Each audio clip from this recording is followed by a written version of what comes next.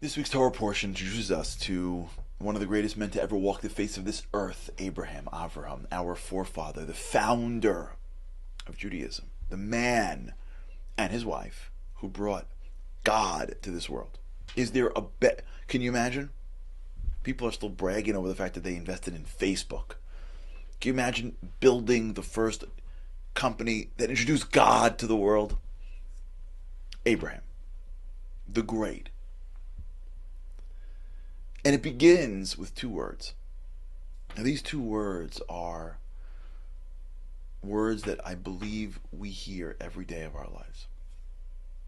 Let's get context.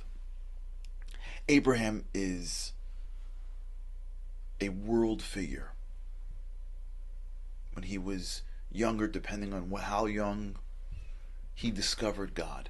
His father manufactured and sold idols. Can you imagine? Of course, God knows how to run this world.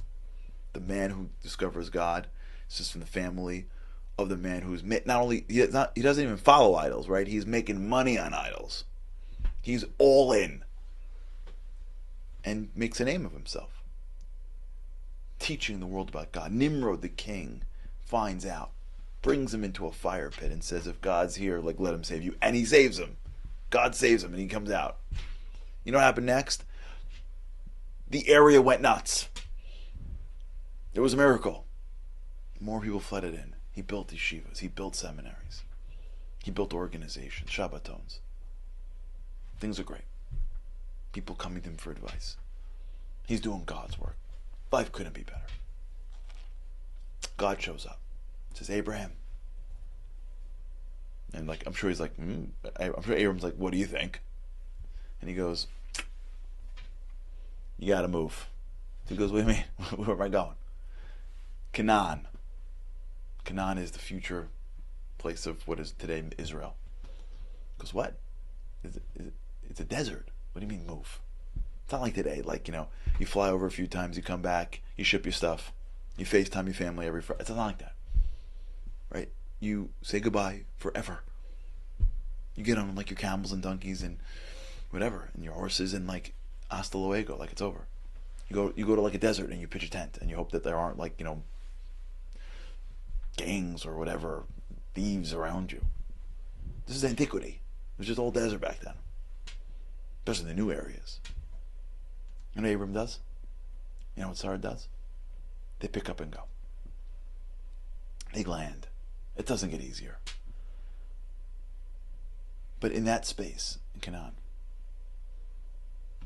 they explode into the founders of what will be the Jewish people.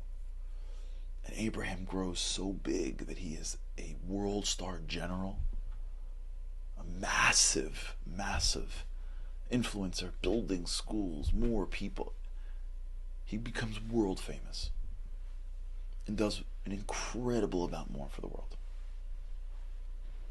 And that moment, the moment where he was in a region where they respected him, to the moment where he launched and became a global phenomenon that ultimately launched the Jewish people in the land that we are still in today.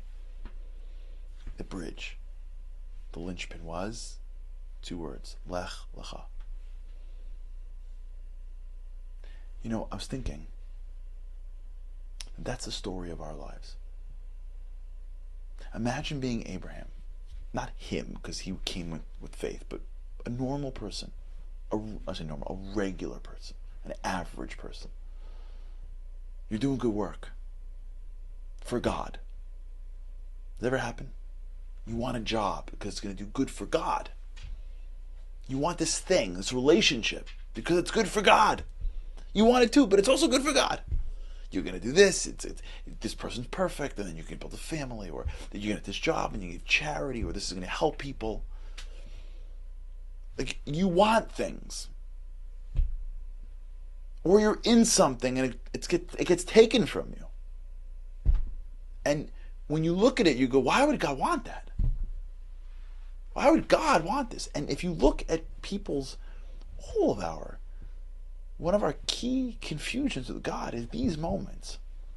I'm doing good. It's working out. What are you doing? Like, why wouldn't you heal? Why wouldn't you give? Why wouldn't you support? Why wouldn't you connect? Like, what's happening up there? It's working. It could work. Where's my support from the top? Right? Imagine being Abraham. What are you talking about? Leave? Go? You see what's going on over here? Like, it's working. I came out of the fire pit. They heard about it. We're building seminaries. We're building schools. We're running organizations. Like, people are coming. We're making a difference, God. You want me and my family to get up and go to some foreign land where we can die? Where we will have to start again? Why would you want that? What can you give me there? You can't. You're God.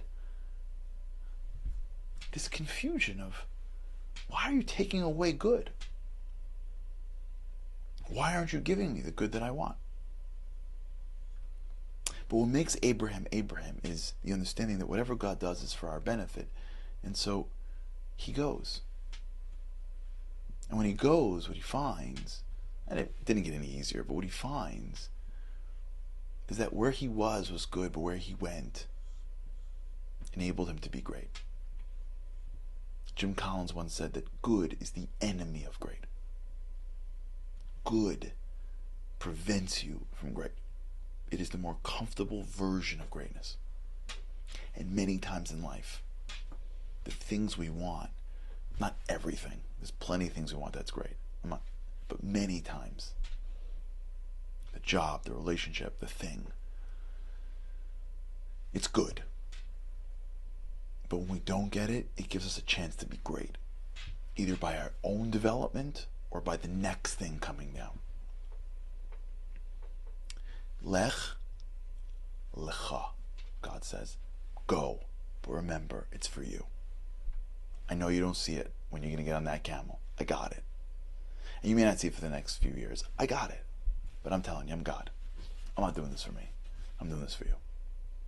You're going to struggle, you're going to grow, and you're going to be a different human being. You could never have been that human being sitting where you are. I think it was the Sfas Emes that said that when that call came out, everybody heard that call as well. Everybody. But only he acted. And I think that's a call we get every single day. From the small to the big. God doesn't give us everything we want because he's telling us, go. The next thing. Fight. Keep on growing. Keep on pushing. I know you deserve it. Keep it up. Keep it up. You're evolving.